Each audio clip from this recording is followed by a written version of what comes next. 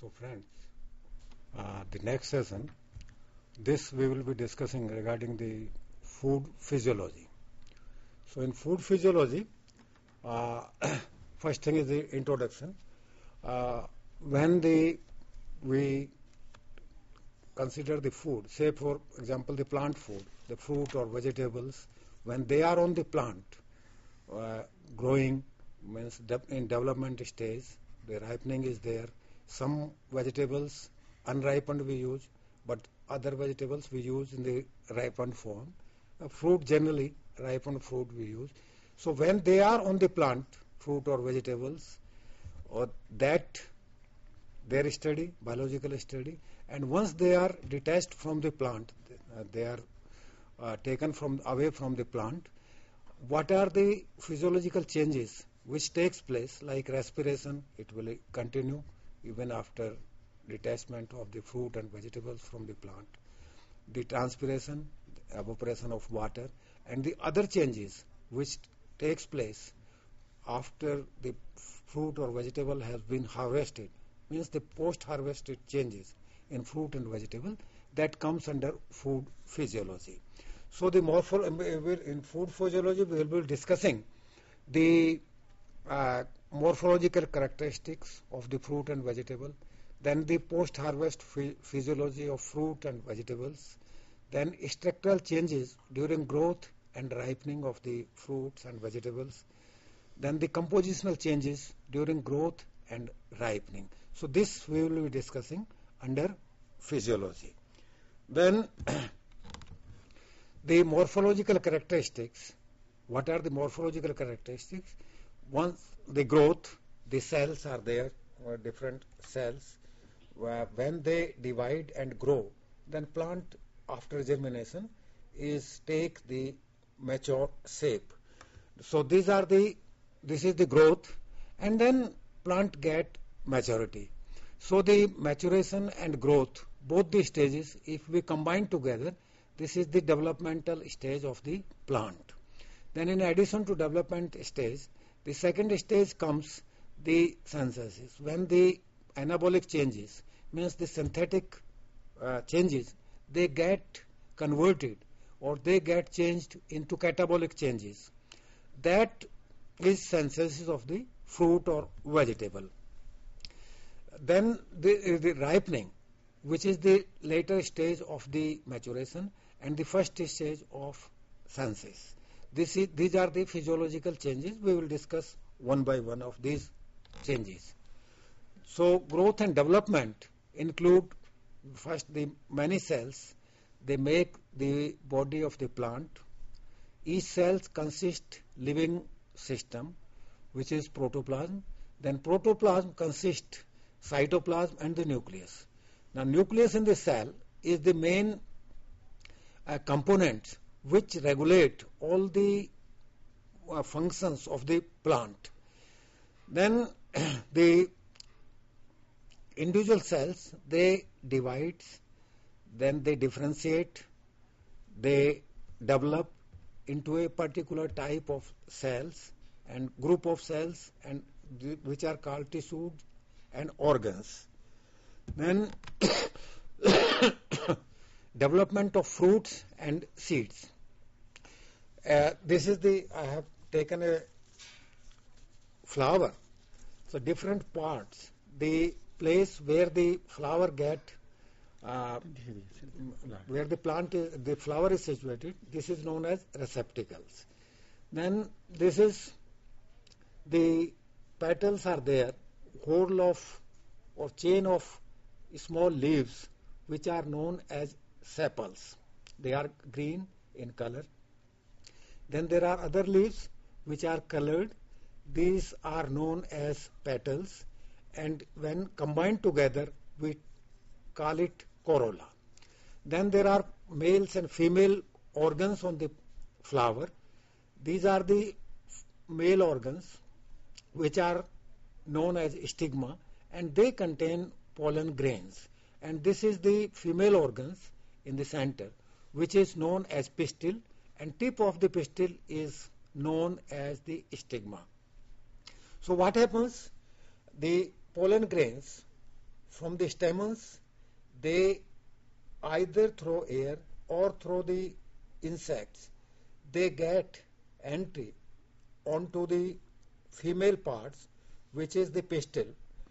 So this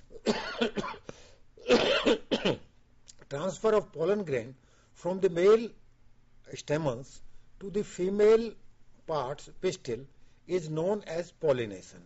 And once the pollen grain, they go to the female parts, component of the flower, then they travel to the ovary. Ovum is there in the ovary.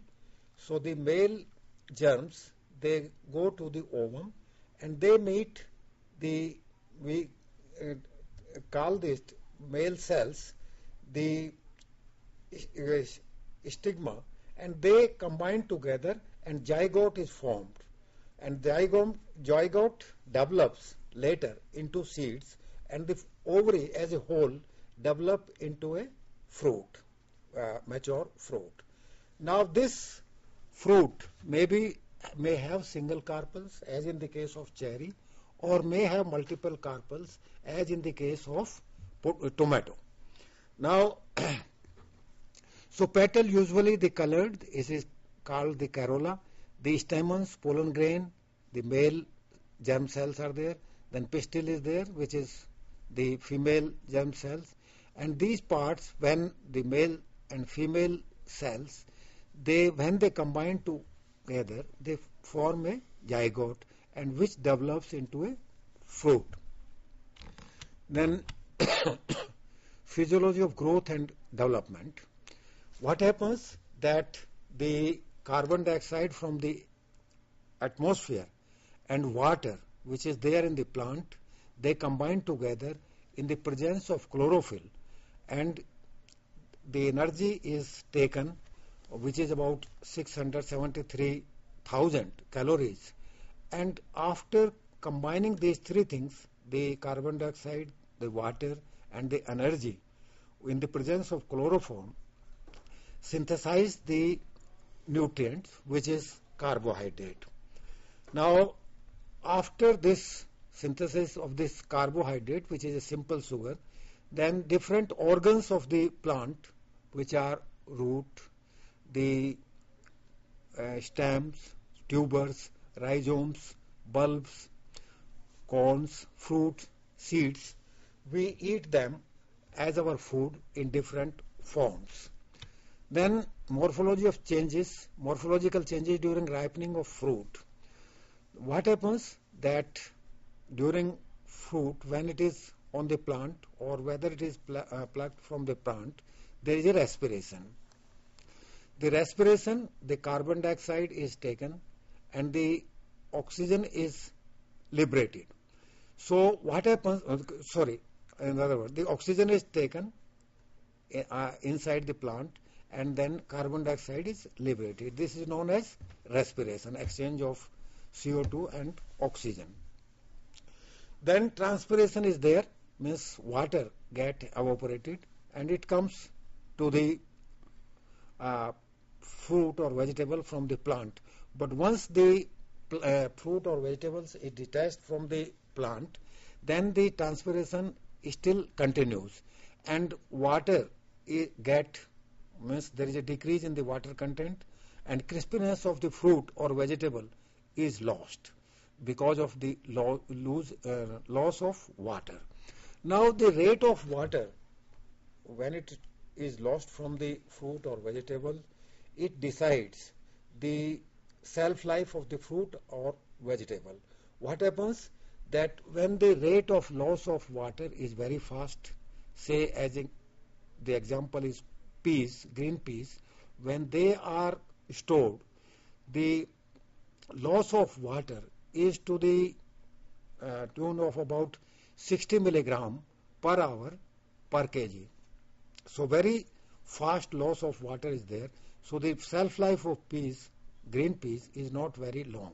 They can be stored at the maximum for 1 week or so because of the more loss of water. On the other hand, say for example in banana or in apple, the loss of water is not to the same extent. it is less. Means transpiration is less. So they can be stored for little longer period of time. So the transpiration of water from the fruit or vegetables decide their shelf life. If transpiration is very, or removal of water is very fast, then the shelf life will be low. If water transpiration is slow, then shelf life of the fruit or vegetables will be long. Then there are changes in the carbohydrate. Say for example, in fruit or vegetable, when they are not ripened, the carbohydrate is present in the form of cellulose or starch or pectin. But in ripened fruit, as the fruit or the vegetable get ripened, there is a change in the carbohydrate from the cellulose or from the starch. The carbohydrate will, or from the pectin, the carbohydrate change is there. The starch, cellulose or pectin will get converted into simple sugars. So there is a change in the carbohydrate during ripening of the fruit. Then the texture also get changed. The texture of the fruit or vegetable in the initial stage will be very hard, but as the ripening proceeds, the texture becomes soft because of the change in the carbohydrate. The cellulose and the starch and pectin, they get changed into simple sugar. So as a result of this, there is a softness in the fruit or vegetable when they get ripened. Then there is a change in the flavors. There are volatile constituents which are present in fruit and vegetables, and as the fruit get ripened, there is an increase in these volatiles, and as a result, there is a flavor.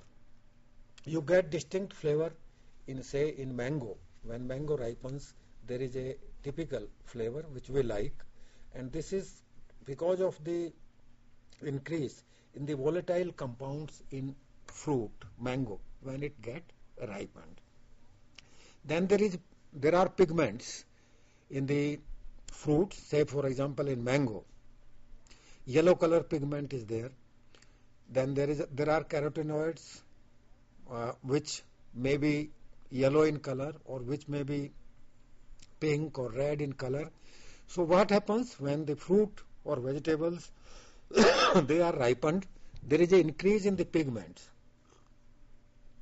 and because of the increase in the concentration of these pigments, the color of the fruit and vegetables change from green to yellow or to red or to pink. Then organic acids. There are different acids, organic acids. Say for example, malic acid there in the apple. Citric acid is there in citrus fruits, lemon, orange, etc.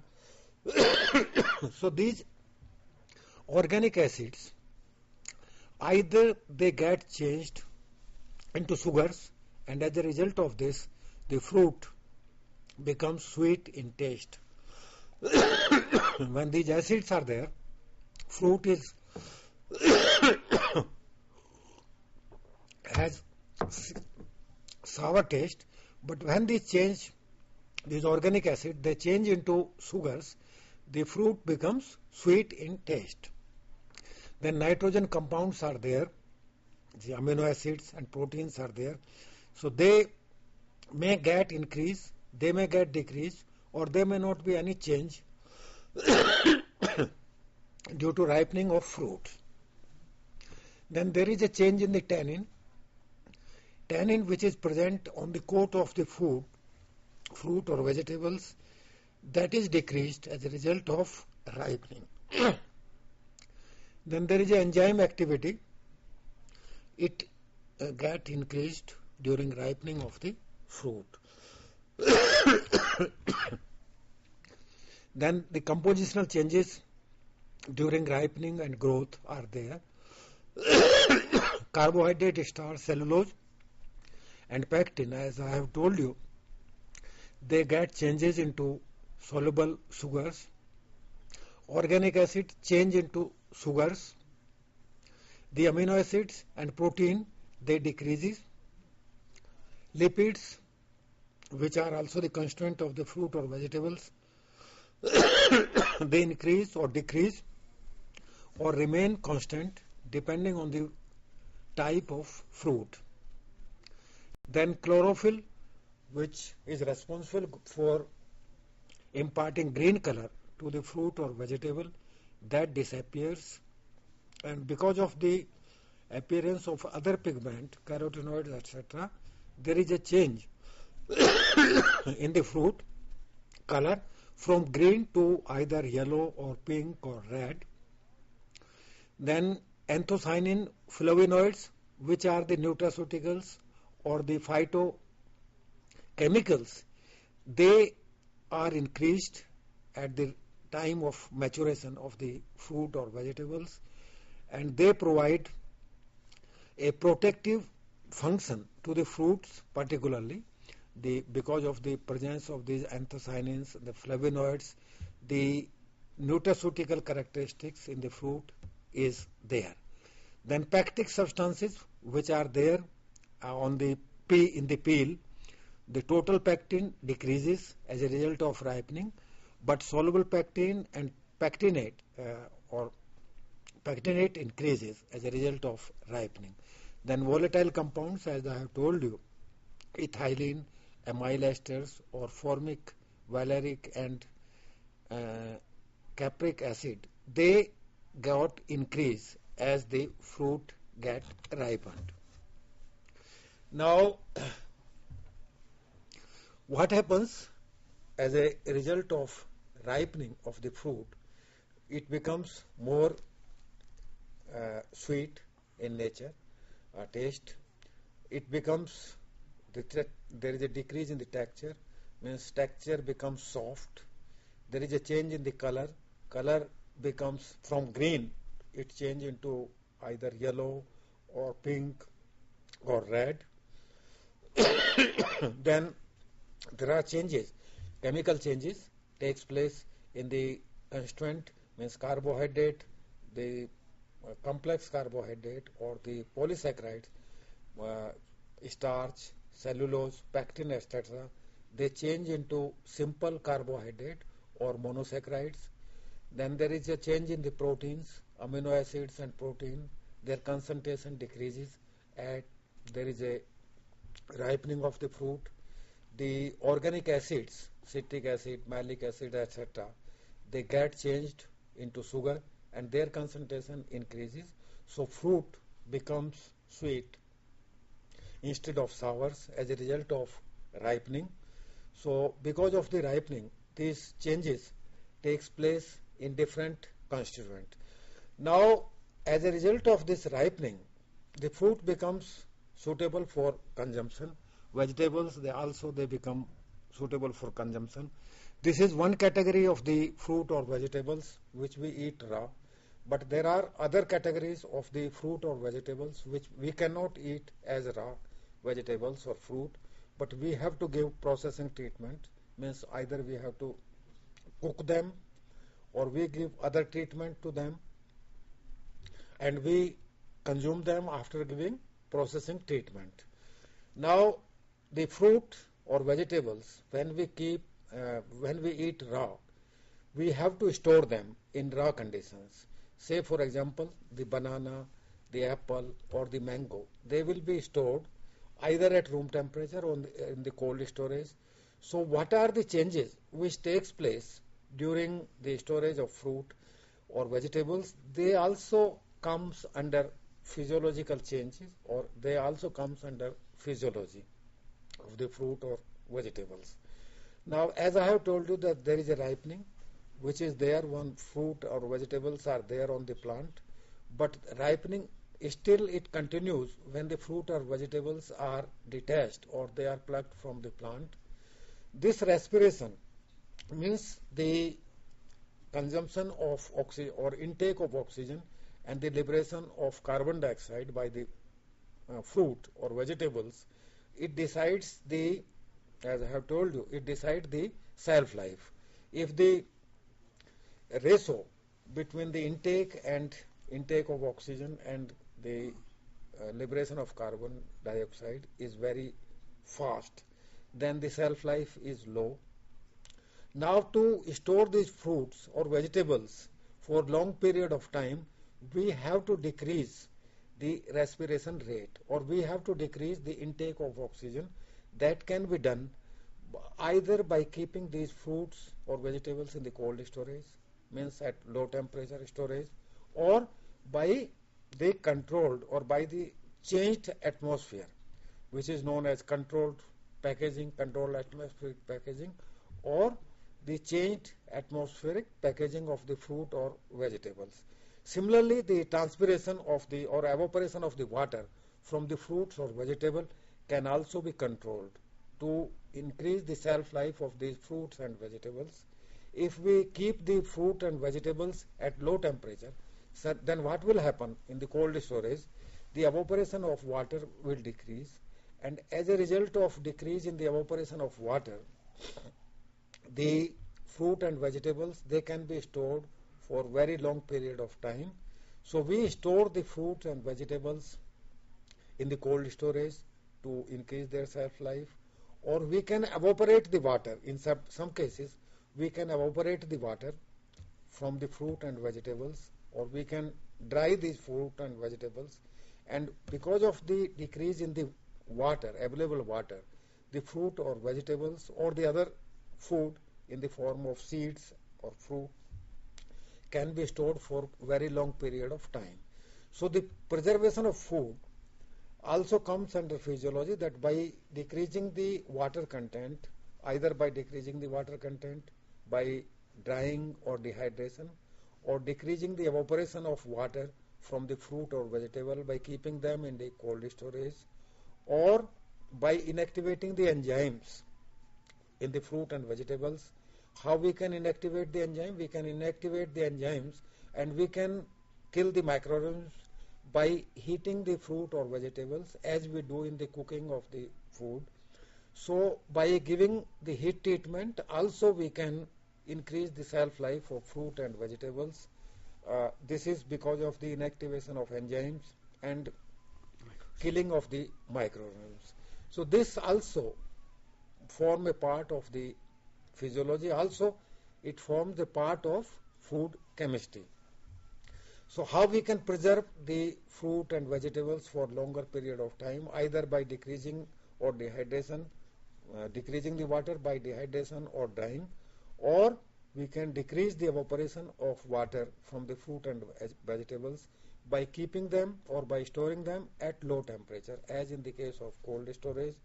We can also increase the shelf life by giving different processing treatments. Say, for example, if we heat the, as I have told you, if we heat the fruit and vegetables, or if we cook the food, we can increase the shelf life by inactivating the enzymes and killing the microorganisms. All these things, they come under physiology as well as chemistry. So, by summarizing the whatever we have discussed, the food chemistry and physiology are important branches of the food science. As I have told you, that food chemistry, it consists the composition of the food, the properties and the changes which takes place during handling, processing and storage of the food.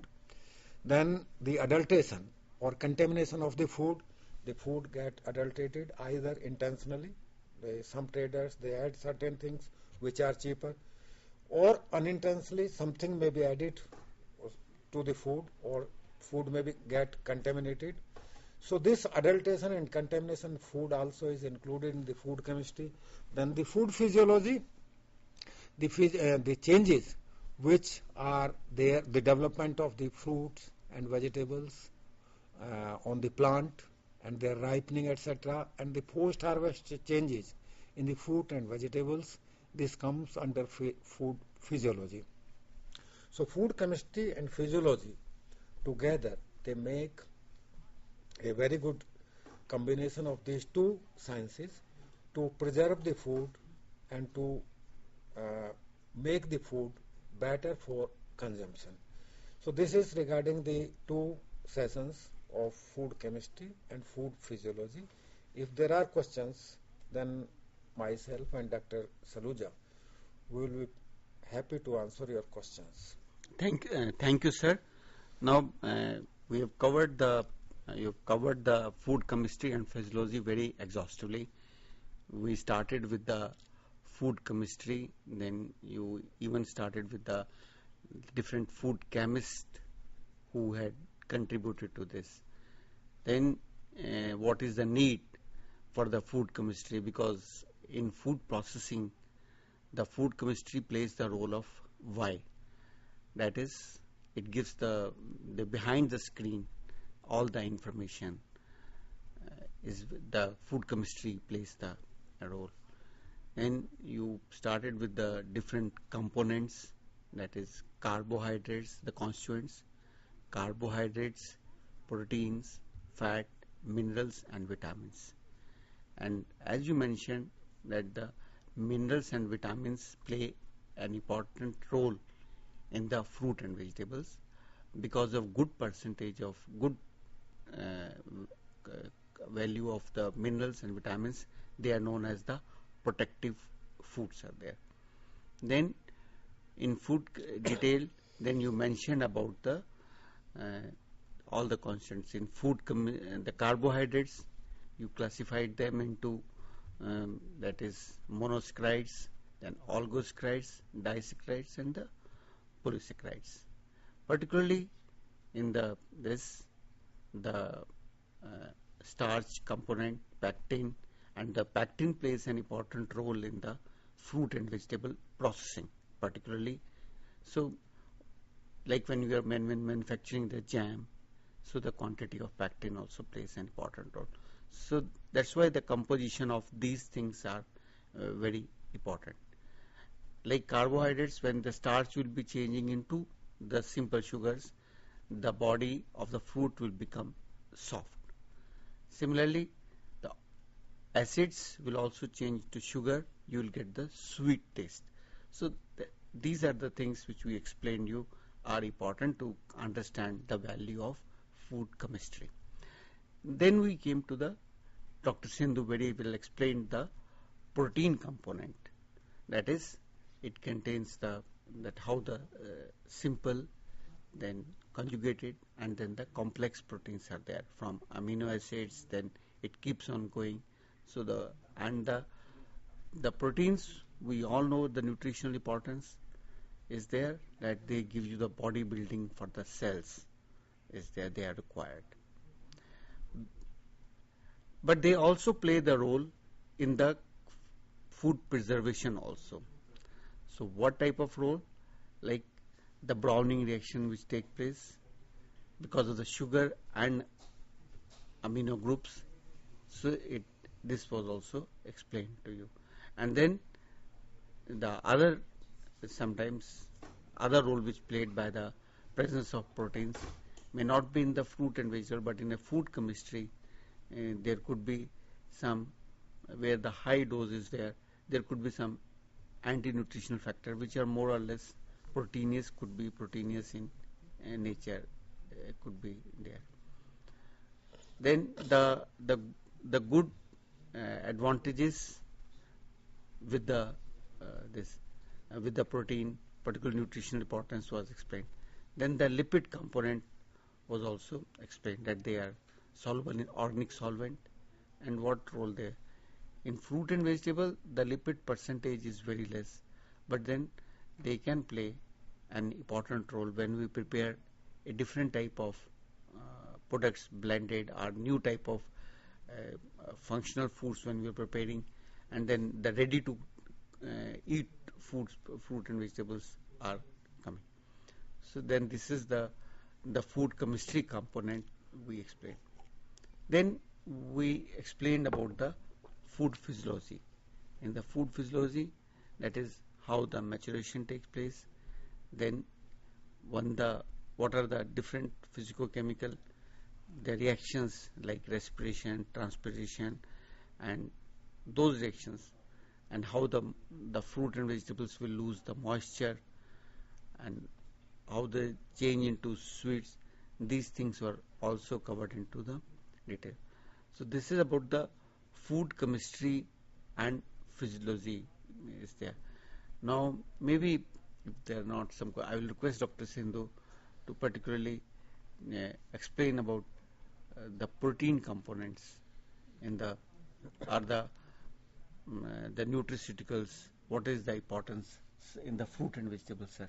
Uh, Fruit and vegetable, they contain very little, almost the lipids, but they are very rich in carbohydrate content, the and minerals and vitamins. Because of that, they are known as protective food. In addition to proteins, vitamins and minerals and carbohydrate are energy giving substance. Protein are the body building substance. Minerals and vitamin, they are the protective substance because they save us or they protect us against diseases.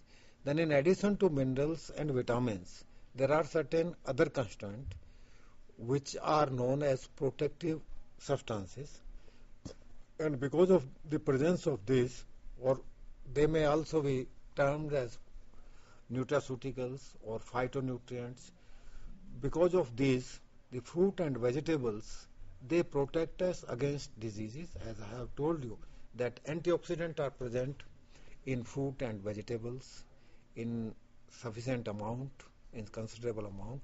So antioxidant, they are important to just protect us from various diseases, particularly the cancerous diseases. The antioxidant, if they are present in sufficient amount in our food, then they can protect us from the disease like cancer.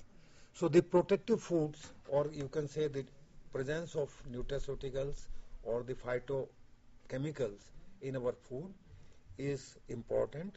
And as Dr. Saluja has told, the fruit and vegetables, they are the rich source of the the phytonutrients or the nutraceuticals, in addition to supplying the carbohydrate, particularly sugars, and the other component which is very important is the crude fiber.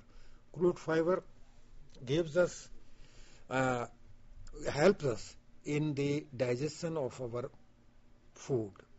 It saves us from the constipation, and it helps in the digestion of the food. So the carbohydrate, they gives us energy. They uh, provide the coarse Fibers. textured coarse fiber, which helps in the digestion of the food. Then the proteins are there. They help us in building our body. In addition to that, there are protective substances which are present in fruit and vegetables, in addition to minerals and vitamins. Minerals and vitamins, the fruit and vegetables, they are very rich. But in addition to this, the fruit and vegetables, they contain phytochemicals or phytonutrients or the nutraceuticals. Thank you, sir. So you can see the importance of fruit and vegetables. That is, they provides the carbohydrates, and particularly which you mentioned, the fiber. The new emphasis where there is all the nutrition experts are advocating for increase in the fiber amount, and that's why they are recommending that there should be increase in the quantity of fruits and vegetables. And we know that even though our country is the second largest producer of fruit and vegetables, but still because of the around 25 to 30% wastage, we are not able to utilize all the good values of the fruit and vegetables. And if we can reduce the wastage, maybe because of the proper post-harvest management, like when you mentioned that how we can properly store it, how can we properly transport them, so that there is a minimum of ripening, there is a minimum of the transpiration, so that the moisture is minimum loss is there, so that the fruit and vegetables can retain their structure, their nutritive values. Now, the other important thing to see is, because we now know the composition, and with the time, the nutrient component should not deteriorate also. The processing component, like when we give them the heat treatments like blanching is there, or any of the unit operations, or pasteurization, or when we do there should be minimum loss of the protein or the minerals should take place. Now I will request Dr. Sindhu to give one or two examples where by heat treatment some minerals are lost and the good values of the vitamins and minerals could be lost. Dr. Sindhu. So, as have been told by Dr. Saluja, that during processing, during heating, what happens that there are changes in the food constituent. The carbohydrates, they change, proteins, the change are there in proteins, change are there in lipids. So in the same way, there is a change in the minerals. Say for example, minerals are not lost mostly. What happens that there is a change in the minerals, change from one, say for example, I will give you one example of the milk. In milk, the minerals are present in two different forms, in the aqueous form or in the aqueous phase, and they are also present in association with proteins, which we call as the colloidal minerals. So what happens when we heat the food, some of the minerals they may get change from the soluble to the colloidal phase. They get associated with the proteins from the soluble phase. Similarly, the minerals may get attached to the surface of the equipment in which we are heating the food. So because of that, some mineral may get lost. So we have to keep in mind while heating the food that the minerals, they do not get changed either into such form in which they do not remain available when we eat the food, or they may not get stick to the surface of the container in which we are heating the food. But vitamins we will be losing. Vitamins are lost during heating. Particularly vitamin C is very much liable to be lost during heating or during exposure to light. So we have to see that during heating or during storage, the vitamin C is not lost. Some fruit are very good source of vitamin C. Say for example, the citrus fruit, they are very good source of the vitamin C. But when we cut the citrus fruit or when we heat the citrus fruit, then vitamin C get lost. So we have to keep in mind. So chemistry helps us to, we can know from the, if we know the chemistry of the food, we can know how to save the food from the losses of different nutrients. Similarly, it helps us in preparing the balanced diet. Balanced diet is that in which all the nutrients are present in the proportion in which they are required by our body. So the food chemistry also, in addition to knowing the composition, in addition to knowing the changes, physicochemical changes during processing of food, they also help us to prepare a balanced diet. Sir, maybe it also helps us in deciding the processing temperature also.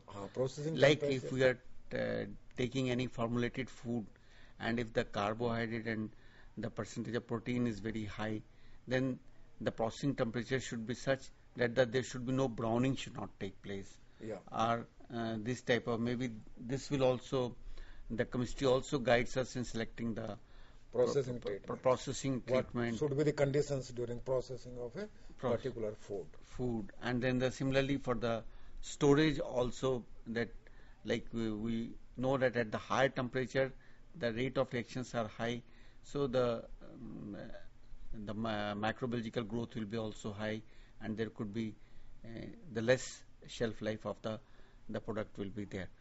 So these are the some of the advantages of the food chemistry and food physiology component is there.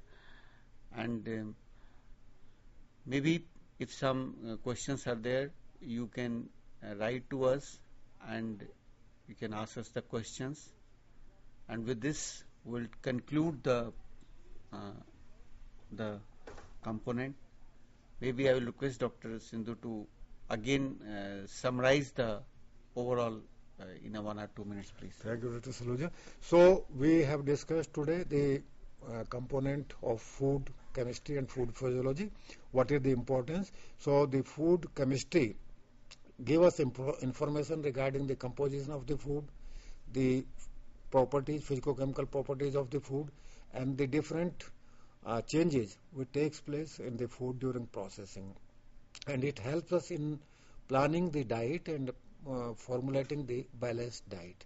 Similarly, the food physiology helps us in preserving the fruit and vegetables, how we can decrease the respiration, how we can decrease the transpiration, how we can increase the shelf life.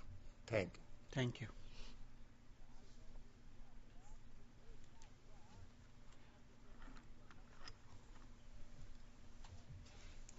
वो ले लिया?